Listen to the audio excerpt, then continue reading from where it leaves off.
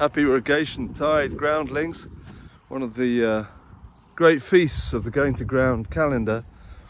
And Rogation Sunday yesterday, which did employ me, I'm glad to say, over in the beautiful Chalk Valley between the parishes of Broad Chalk and Bower Chalk, in the Chalk Valley team of Anglican churches. We had a little symbolic couple of hours walk along the boundary and around wonderful Knoll Farm, and stopped off at various ways. Nice group of people, big group of people, young and old, to beat the bounds in the time-honoured way.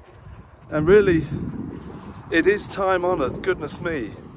It's thought that Rogation processions, or perambulations as they're called, first appeared in England in the 7th century, and of course they were common throughout Europe as well. It's not just a British thing. But here they became the principal way of marking the boundaries of community for infinitely longer than we have had modern mapping, for example, which has only been around 200 or 300 years. For 1,000 years before that, the way in which people knew their place, so to speak, was by mapping the landscape in these days in May, when parties would walk along the parochial boundaries, which often were followed the more ancient manorial boundaries, landscape boundaries, and before that, of course, the natural landscape features of the terrain, like rivers and particular trees and rocks and so on, would be passed on and remembered. And I'm puffing slightly because we're heading up the hill, as you can see, towards the Barrows at Avebury. It's just coming on to rain. It's bank holiday. And as they walked round the perambulation of the parish, there would be the singing of hymns, the reciting of psalms, especially Psalm 103, which we read from yesterday, and they would also, it was a breezily social occasion when ales would be quaffed, and occasionally, if you met up with parties from the neighbouring parish, as you would often do, given that the beating the bounds only happened on restricted, certain designated days of the year, you could it could end up in skirmishes and a bit of tussling with the neighbouring party, particularly if strong drink had been taken.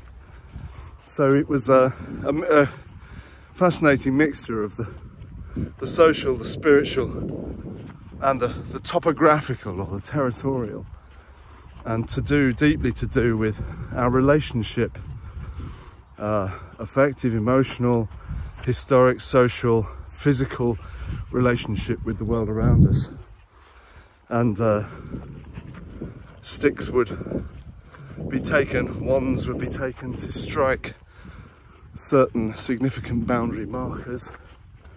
Trees, so typically the gospel oak, still a significant place name for, not just in London, but in all across the country. The vicar's oak, of course, in South London. Gospel oak, under which the gospel would be read as folk went around. And so yesterday it was rather fun because the children took sticks and bashed some landscape markers along the way to remember where they were. And interestingly, although of course it faded from its fundamental significance and practical, not just symbolic, but kind of practical usefulness to mark the boundaries of community in a pre-mapping age. It lapsed in the 19th and 20th centuries beating the bounds has taken on a bit of a revival in the last decade or two. Many parishes, certainly every parish I've been in that's been in a rural area, I should have done it when I was an urban priest as well, have started some, even if it's not the whole benefice, because of course our parishes are often somewhat clustered together, particularly in the countryside, and to beat the bounds of the whole place would take days. But symbolic portions of it to remind ourselves and bed in that we are dependent upon and in relationship with the natural world. And I think it's probably because it has taken on a new ecological significance, and rightly so, that we find it becoming popular again. And I was talking yesterday with somebody as we went around, thinking about the way in which it's a little thing, but it's a small antidote to the individual. Sorry, I'm just watching my step as I'm coming down the lee side of the barrow, if that's what it's called. An antidote to the individualism of our times, to be taken out of ourselves and our particular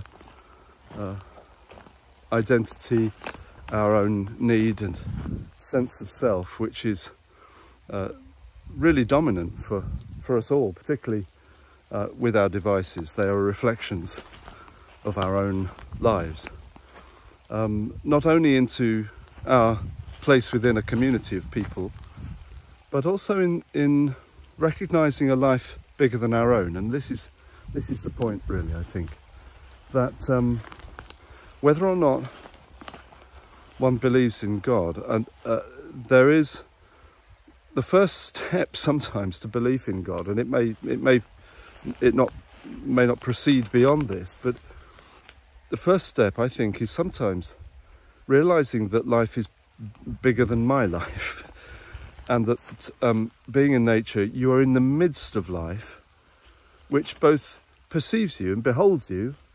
You're kind of held within a wider ecology of living things, but also doesn't see you, and sort of brings down one's sense of having to be it all being about me all the time. You're placed within, consciously placed within a wider life than your own. That is deeply therapeutic. It's helpful for us. It's appropriate for our sense of both reducing our personal significance, but also kind of it lifts us to realising that actually we're part of something that is alive in a huge way. And part of that yesterday was we went round and sang a hymn or two for the beauty of the earth to a field of sheep that we were praying for, this flock of sheep and all the other creatures that are around us in the countryside. It may sound daft, but it was great, and it was just beautiful, because all the sheep turned round. They were sort of happily munching and baaing and bleating, all the rest of it, and lots of lambs in the field. And then when we started singing "For the Beauty of the Earth," they all kind of turned round and were looking at us as if to say, "Oh, we know this one," or kind of, "What on earth? Who are they and what are they doing?" But it was like an audience or a congregation suddenly turning round to the front. Oh, the service has started now. We better be still. And by the time we finished the hymn, they were turned round, entire flock, hundreds and hundreds of sheep, looking round at us, and as if to say, what's next? Is it the reading?